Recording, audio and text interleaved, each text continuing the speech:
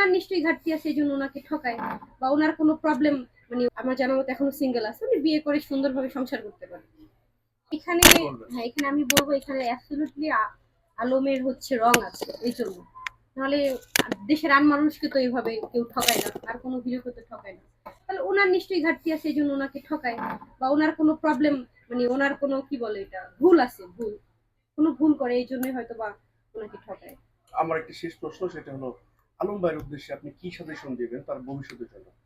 ওনার উদ্দেশ্যে যদি আমি সাজেশন দিই, সেটা হবে যে উনি সুন্দর একটা লাইফ লিড করতে পারে, কারণ উনি উনি একটা পর্যায়ে আছে, মানে ছিলেন বা এখনো আছে, অনেকটা নিচেও নেমে গেছে ওনার পাগলামির কারণে। ওনার উনি ওনার অবস্থানটা না আসলে বুঝতে পারে না, এই জন্য উনি অনেক ধরনের পাগলামি করে।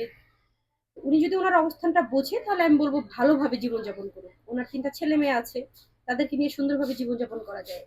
উনি যেহেতু আমার জানা মতো এখনো সিঙ্গেল আছে, উনি বিয়ে করে সুন্দরভাবে সংসার করতে পারে।